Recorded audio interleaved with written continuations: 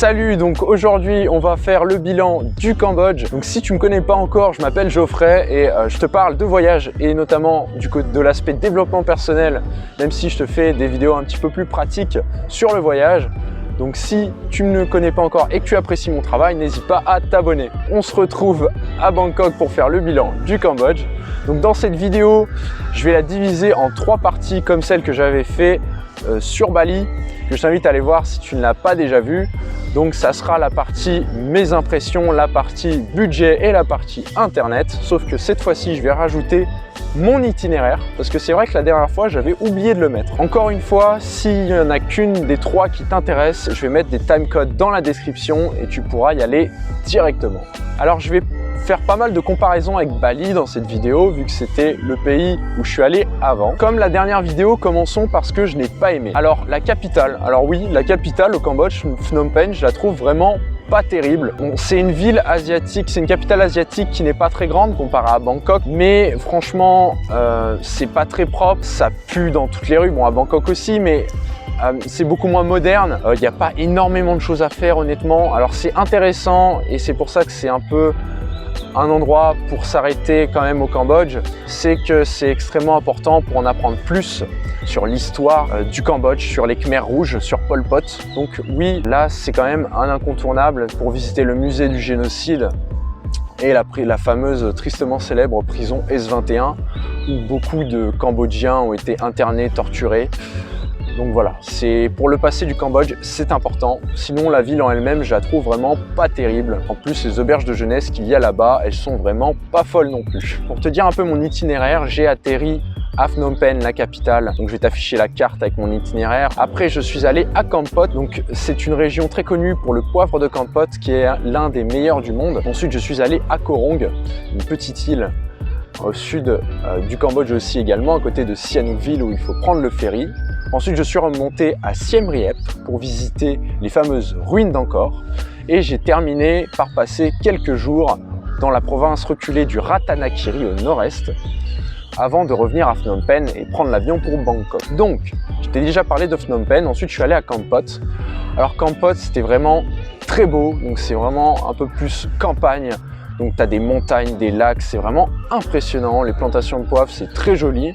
Kampot, c'est une petite ville avec une architecture coloniale française.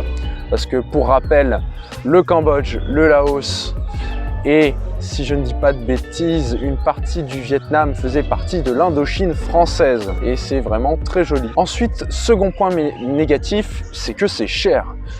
Et oui, je trouve que le Cambodge, c'est cher honnêtement. C'est plus cher qu'à Bali, c'est plus cher qu'en Thaïlande. Pour la bouffe du moins, c'est-à-dire que tu vas difficilement trouver à manger pour moins de environ 3 $, 2,50 $. Donc oui, au fait, je ne l'ai pas précisé, mais au Cambodge, tu payes en dollars et en riel cambodgien. Donc c'est-à-dire que tu vas retirer des dollars, tu vas payer en dollars majoritairement, à part pour les petites sommes, donc 50 centimes, tu vas payer en riel. Et les Cambodgiens vont te rendre de l'argent en dollars, en riel ou les deux. Donc c'est un peu perturbant, c'est un peu chiant parce que tu as 2 monnaies. Donc voilà, faut le savoir. Du coup, par rapport au coût de la vie, la nourriture, je trouve ça plus cher. Donc tu vas dire, c'est pas énorme. Mais moi, la plupart du temps, je prends 2 plats. Donc ça s'accumule vite. Et honnêtement, ouais, ça coûte quand même 1 € de plus environ que la Thaïlande ou Bali. Donc c'est quand même plutôt cher. Ensuite les billets aussi, comme c'est en dollars, ça va être insupportable, ça va être chiant. Quand tu vas aller à un distributeur retirer, alors déjà tu as des frais, tu as une commission de 4 ou 5 $. Tu vas retirer par exemple 200, 300 $ et tu vas avoir des billets de 100. Et les billets de 100, évidemment, tu peux pas t'en servir dans les street food, dans les petits stands, même dans les auberges de jeunesse, ils les acceptent pas partout, les billets de 100. En plus, il faut que tu fasses extrêmement gaffe parce que s'il est abîmé, ils vont te le refuser. Donc c'est vraiment une galère. Donc moi, je te conseille d'aller dans les grands supermarchés, dans les centres commerciaux, donc dans vraiment les magasins à l'européenne. Et là, même si tu fais des courses, tu achètes une bouteille d'eau dans un supermarché, tu leur donnes le billet de 100, ils vont te l'échanger. Mais fais attention, il faut qu'il soit vraiment en bon état. Ensuite, autre point négatif, c'est les logements. Et oui, les logements, c'est pas terrible au Cambodge. C'est-à-dire qu'à Bali, tu avais vraiment beaucoup de choix. Donc tu avais guest house, tu avais les auberges de jeunesse, tu avais les homestays, donc tu hébergeais dans des familles. Et au Cambodge, tu as majoritairement que des auberges de jeunesse.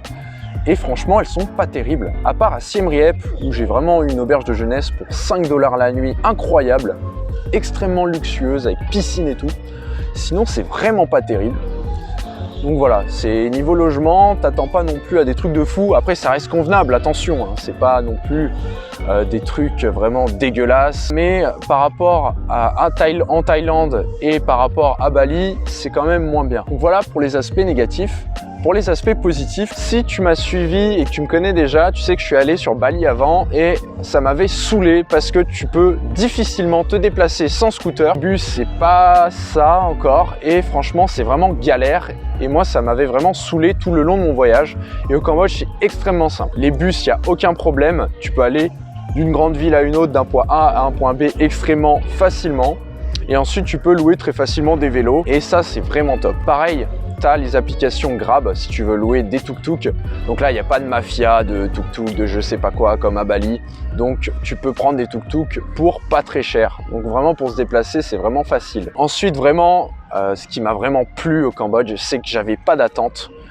Et franchement, le Cambodge, c'est vraiment superbe. J'avais vraiment pas d'attente et j'étais agréablement surpris par ce pays parce qu'il y a des choses extrêmement belles à voir et sans l'afflux de touristes. Donc le tourisme de masse que tu peux avoir sur Bali et c'est vraiment super agréable et je pense que c'est le point que j'apprécie le plus au Cambodge. Ensuite les gens c'est un peu comme à Bali, j'ai pas noté d'énormes différences, mais les gens de manière générale sont très gentils, donc ils sont très souriants, il n'y a vraiment pas de problème à ce niveau. Si tu as un problème, de manière générale ils sont avenants, ils vont t'aider, donc ça c'est vraiment cool. Dernier point que j'ai mis dans les positifs, mais j'ai un peu hésité, c'est la nourriture. Alors la nourriture est bonne, attention, mais franchement, je préférais à Bali et là en Thaïlande, c'est vraiment un régal. Surtout la street food en Thaïlande, c'est vraiment très bon. Au Cambodge, c'est pas terrible. Et après, les spécialités cambodgiennes sont faites beaucoup à base de gingembre et je suis pas très fan du gingembre, même si du coup, je me suis habitué un petit peu à en manger. Alors c'est quand même bon, je te rassure, mais je trouve que c'est quand même un cran en dessous par rapport à Bali et par rapport à la Thaïlande. Donc ça c'était pour mes impressions, maintenant on va parler du budget. Donc moi je voyage avec un budget de 25 à 30 $ par mois. Ça dépend des fois je peux dépenser beaucoup moins, des fois 30 $ pile. Ça dépend si je bouge beaucoup ou si je reste à l'endroit, voilà, je prends le bateau pour aller sur une île, etc. Mais en gros, c'est dans la fourchette 25 à 30 $ par jour. Première chose, il faut savoir que le visa coûte 30 $ au Cambodge quand tu arrives. Alors, j'ai lu partout qu'il fallait une photo d'identité que je n'avais pas à mon arrivée. Et ils m'ont fait mon visa sans me demander rien du tout, sans aucune photo. Donc, je ne sais pas. Honnêtement, prends une photo quand même, mais moi j'ai eu besoin de rien vraiment à part 30 $. Donc j'ai peut-être eu de la chance, mais en tout cas voilà, j'ai pas eu besoin de photos. Par rapport au logement, ça va être une fourchette de prix compris entre 2 et 10 $ pour les auberges de jeunesse principalement. Après, si tu veux un Airbnb, bah voilà, moi je voyage tout seul, donc je peux pas me permettre d'avoir des chambres à 15 € la nuit. Mon budget max est 10 $ et je suis bien souvent en dessous. Mais si tu voyages à deux, ça c'est vraiment top pour économiser de l'argent. Tu peux prendre des Airbnb, des chambres à 15 €, tu auras vraiment de la place, ça sera spacieux. Et tu divises par deux, donc ça te revient à 7 €, 7,50 € la chambre. Et ça c'est vraiment top. Pour ce qui est du transport, et ben oui, comme je te l'ai dit dans mes impressions, c'est plus cher qu'à Bali. Donc les scooters, ça va être entre 6 et 10 $ la location comparé à Bali où tu pouvais louer le scooter à 3 $. Donc ouais, c'est quand même plus du double. Après voilà, si tu n'as pas peur du scooter, si tu as de l'expérience en scooter, tu peux en prendre un. Comme Bali, si toi tu n'as jamais fait de scooter, je te déconseille vraiment de t'y mettre en Asie du Sud-Est. C'est vraiment très dangereux. Surtout que les routes au Cambodge, c'est pas pareil qu'à Bali. Les routes sont quand même pas mal. Mais au Cambodge, c'est vraiment, tu sors de Phnom Penh, la capitale, et c'est de la terre, quoi. Enfin, vraiment, t'as de la poussière quand tu roules, c'est très très dangereux. Les Cambodgiens roulent vraiment dangereusement aussi. C'est-à-dire, c'est priorité au plus gros. Donc, tu vas avoir les bus, les camions qui roulent à pleine balle. Et toi, si tu es en scooter, bah, c'est à toi de te pousser. Donc, vraiment, c'est dangereux. Donc, encore une fois, si tu n'as pas l'habitude de conduire un scooter, je te le déconseille. Surtout qu'au Cambodge, c'est quand même très facile de se déplacer sans scooter. Pour ce qui est de l'alcool, bah, au Cambodge, ça coûte pas très cher. Tu peux avoir des bières pour 50 centimes à peu près, au moins cher. Ensuite l'alcool, l'alcool qui est importé, les marques européennes du style Polyakov pour la vodka, Captain Morgan pour le rhum, ça reste cher parce que c'est de l'import, mais tu as de l'alcool local, de la vodka locale, du whisky local, et là ça coûte pas très cher. Donc une bouteille de vodka tu peux l'avoir pour à peu près 6 ou 7 $, et le whisky encore moins cher il me semble. Donc voilà, ça dépend ce que tu veux. Après c'est pas forcément des bons alcools, ça dépend ce que tu recherches. Et les cocktails, c'est à peu près 2,50 $, 3 $, 3,50 $ pour les plus chers, voire même plus si tu vas en boîte. Moi je suis pas allé en boîte au Cambodge, donc je pourrais pas te dire, mais c'est à peu près cet ordre de prix là.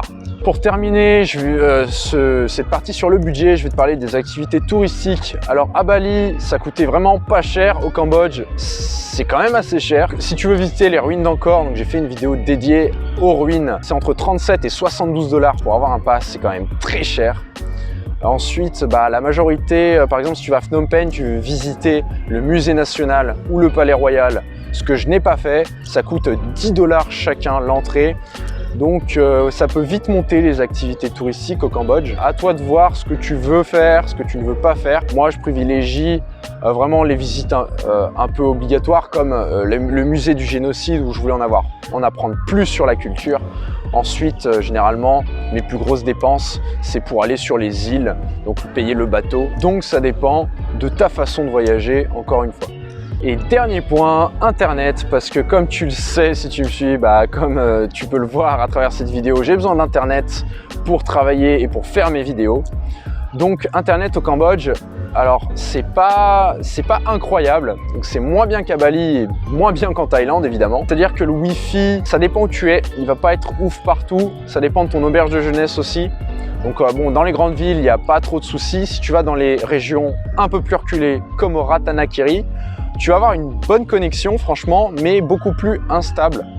Donc des fois il y a des moments de la journée où ça va pas très bien aller, mais sinon le Wi-Fi quand même de manière générale est bon.